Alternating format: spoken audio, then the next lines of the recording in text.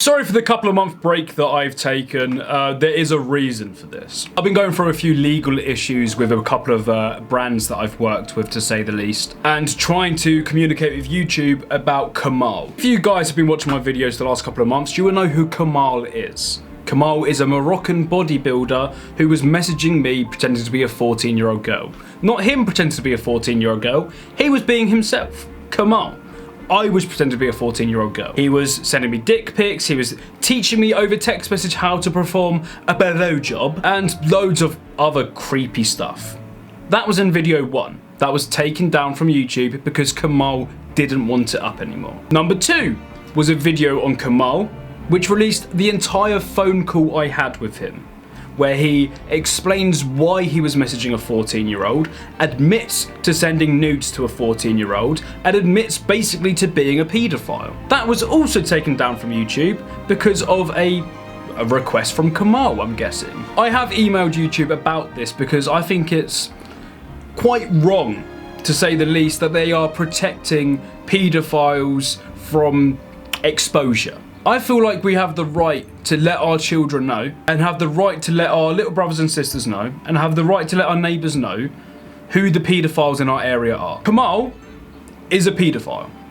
He's not only messaged my dud accounts, but countless other girls that have contacted me recently about him. He is a prolific child predator, and YouTube are just letting him get away with it. Because why the fuck wouldn't they? Oh wait. The good reason to not do that is to protect children.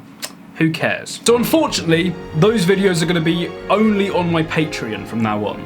Because if I release them in a public setting on YouTube, they get taken down through complaints. If you want to see these videos, they are on my Patreon account. My Patreon account is in the link down below. Yes, there is a paywall for it, but that paywall is not profitable. I don't sit here and buy nice clothes. This is a Primark top. This is a fake hat. This is a fake necklace. I'm a complete fake stunter. None of it goes on expensive stuff. It all goes on catching paedophiles. I have a little team and it pays for them. Now I've got my little rant out of the way. This is a Q&A. It's been requested from me quite a lot recently because it's been a couple of years really, and a lot has changed. So I went over to my Instagram account, MikeFox_official. You can check it out, feel free to follow it. I know my last few videos have performed quite well, so you know, a few extra followers would only do me a bit of a favour when it comes to promotional brand deals. So I put up a story on Instagram, people replied, and I just picked 15 or so messages to answer your questions. So without any further hesitation, let's get into some chemotherapy. Favourite country in the world. This is my friend Chester. Thailand. Do you know why I like Thailand? Because it's fucking amazing. Do you know why I don't like England? Because everyone's a boring up themselves twat. I've never been in a country where people are so reluctant to smile at people in the street. England is just full of stuck-up wankers. Thailand, full of smiles. It's beautiful. I'd recommend it to everyone. And Chester, you know that because we creamed all over Thailand. When you're getting 3K RIO. So for every noob out there that doesn't know what an RIO is, let me explain. World of Warcraft. Oh god, I sound like such a nerd. World of Warcraft is a game that I play for some reason. My name's Mike Fox. I'm on Tara Mill. If you play World of Warcraft, hit me up, bro. Shit me. Send me your gold. Basically, RIO is like how good you are at the game by doing content. It's really sad, but I thought I'd put that in there just to shout out my World of Warcraft account. Oh shit. What experiences have you had since having a child that you didn't think you would have? It's a good question actually. I'm generally speaking quite a selfish person. I like to do a lot of stuff that I want to do, right? And having a kid has kind of made me open up to not being like that. Like, I'm not the first person I have to think of every day, and it's quite nice to let go of that bit of YouTube ego that like I'd maybe built up over a couple of years and tried to get rid of, and this has really, you know, kicked it in the face and fucked it off. I feel like when you're a parent, you really learn what true love is. Like the love you have for your child is uncomparable. And I know that's really cringe and cliche, but there it is. Why did you start the whole pedo thing? Juicy content. Thinking about it, this could be my clickbait title, so this is probably what you're here for, so I may as well make it good. I went to a school in Cambridge called CIS, Cambridge International School. I went there from like halfway through year 10 to the end of year 11 and left after my GCSEs. There was a teacher there called Mr. Knowles. Mr. Knowles was a gay science teacher. He made weird comments to everybody in our class, but we just kind of put it off as, you know, him being gay and blah, blah, blah. You know, we're all naive 15-year-olds, so we don't really know what's going on. We just let it slide. A lot of weird remarks were made. A lot of children, he would come into like the boys' locker room when we were getting changed for PE. He even got me into scuba diving. And when you go scuba diving, you have to get naked to put on your costume, right? And he would watch me get changed. Nothing ever happened to me, right? So you don't have to worry about that. There was no touches made, but he definitely, you know, saw me naked when he got me into scuba diving and, you know, like to share a changing room with him because this is out of school's activities. But there are kids in my school that came forward years later about this. Mr. Knowles was caught by a paedophile hunting group a couple of years ago. Without that paedophile hunting group, my teacher, and then at the time that he was caught was actually the head teacher because he'd been promoted, would have got away with it. You know, he was working with vulnerable children from the ages of 11 to 16 and he was the head teacher. And, you know, without the paedophile hunting group, the police would never have found out. And he would have got away with perving on children for years. And that's when I kind of realised that there is something to paedophile hunting. I know that sounds kind of shit. Like, catching nonces, I think is a better way to put it. That can actually help people. And like, a lot of my videos on YouTube over the last few years have been on mental health, and I do enjoy trying to help people. Like, it's one of the perks of having, you know, 1 million plus followers and getting hundreds of thousands of views. It means that you can reach people that, you know, might need you at the time. And it's from this that I realised that making these videos could reach people that are in similar situations and give them the confidence to come forward. Or even people that are, you know, messaging the paedophiles that I'm exposing now know what they're actually like. And that's happened with every single one that I've put on YouTube. Deck, tens of girls came forward with sexual assault allegations, sexual harassment allegations, and a good amount of them have gone to the police. With Kamal, more women came forwards with the same sort of things. There's even a 15-year-old that Kamal manipulated into believing that they were in love and they were in a relationship for 6 months. With Mark Feely, exactly the same thing. More people come forwards. And I think it's one of those. I believe strongly in you shouldn't be treated guilty until you are proven guilty in a court. But these people are guilty. And I feel like the court doesn't do them enough justice. I completely forgot to mention this. My old head teacher, Glenn Knowles, right? Guess how long he got in prison for intending to meet a minor for sex and getting caught by paedophile hunters? 8 months. 8 months. If that wasn't a paedophile hunting group, that would have been the 15-year-old boy that he thought it was. That would have been the 15-year-old boy. And he got 8 months in prison. I know people that I went to school with in secondary school that got caught with an ounce of weed and they spent a year in prison. How is that fair? And that's why I put these online. Because I don't think 8 month sentence for intending to meet a minor for sex is strong enough. I really don't. And that's why it pisses me off so much that Kamal's trying to get away with this and trying to cover it all up, and he's fucked off back to Morocco and pretending nothing ever existed, and YouTube are letting him cover up the tracks. It angers me that these people get away with it. And that's why I started the whole pedo thing. Next question. Bit of a random question, but would you have ever had a fight with someone who called you out? Yes, and I have done it twice. Once against JMX, you know, big muscly Joel, in a boxing match, and I got clapped. And the next time against Andrew Henderson, the amazing athlete who is amazing at mixed martial arts, and I got clapped. So yeah, I would fight someone who called me out because banter and I don't really give a shit. Life's too short to be scared. If you had to get rid of one thing, YouTube, Instagram or Facebook, which one would it be? So I've already got rid of Facebook, but not out of a decision of my own.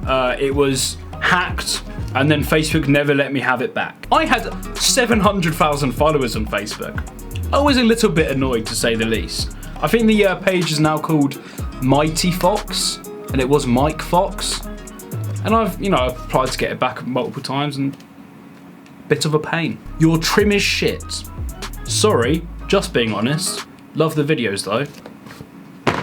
Just because I look like Schmiel, right, out of the boy in the striped pajamas, doesn't mean you can at me, you bitch. Yes, my hair is bad. I know. People have been saying it for 4 years. Leave me alone. But thank you for liking my videos. Videos are more important than hair. Fuck you. Yeah, nah. Or nah, yeah. Maybe. How is your mental health? It's alright. Being better, being worse. But that's what it's like living with depression, innit? You know, take each day as it comes. Try and find one positive and concentrate on that. Little bit of advice. Is it possible to be depressed without having clinical depression? I'm not a psychologist. But yes, in my opinion, and through the research that I've done and the people that I've spoken to, there are kind of two different types of depression. You've got your, in a light-hearted way, oh no, my cat died depression. And then you've got clinical depression, like your brain's just off. They are different, but they both have kind of the same sort of feelings attached. One is easier to handle, one isn't. But yes, you can be depressed without having clinical depression. And if you do feel depressed at any point in your life, seek help. You know, at this point now, it's not a taboo anymore and people are willing to help you. Will you ever do any more 1-star places review videos? Yes. I rate your mother 1 star.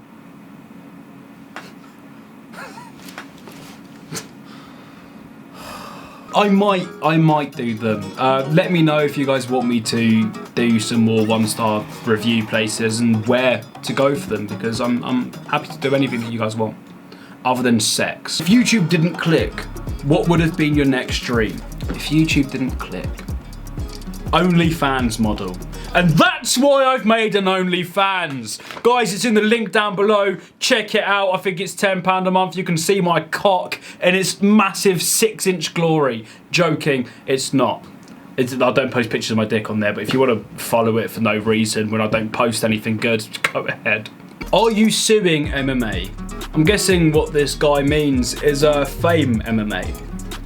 This is the company that I fought Andrew Henderson on, and they refused to pay me my full paycheck. And yes, I am suing. I'm just getting some money together first because my YouTube videos don't earn me any money. They're not monetized because YouTube doesn't like anything slightly controversial. But yeah, I'm going to be suing Fame MMA. Hopefully getting all my money back, and I'm going to be spreading the word to never work with that company ever, because they stole over £100,000 of all the fighters combined and other staff. Absolute fraud company. I can't recommend it, but I can't tell you not to comment on their Instagram, pay your fighters. Did it take a mental toll going from being such a big YouTuber that blew up so far? No, I think it's quite the opposite actually. I grew very quickly on social media. Like on Facebook I grew to 700k in 6 months. On YouTube I went from 100k to 1 million within 2 or 3 months. Like I grew very quickly on social media. And I think that let me stay the same. I think if it was a slow process over 4 or 5 years of gaining 200k a year, I think it would have turned me into more of a dick. Because there's a weird level of this. I feel like, from my personal experiences, YouTubers on less than 100k are nice. YouTubers between 100k and 1 million are normally cunts. And then 1 million plus are normally nice again. So I'm glad that I missed the 100 to 1 million mark where everyone's a twat. How do you respond to videos made and you like mine? I don't, because your video was shit. I haven't watched it. But that's how I respond, I just don't watch it. What's the worst thing a person can do? The worst thing a person can do is put milk in a cup of tea before they put the water in. Like, what the fuck are you thinking? And this isn't even a joke. This frustrates me so fucking much. If you're making a cup of tea, it's tea bag, water, sugar, milk. Done. Not the other way around. Not any other way around. If you do it any other way around, you're a fucking idiot and you need to get psychiatric help. Fuck off. Pisses me off. That is the worst thing you can do. By far. Oh, and then probably rape and murder. Murder than rape. Rape, murder. When can you upload daily again? When this video reaches 20k views. 20k views? No, that's stupid.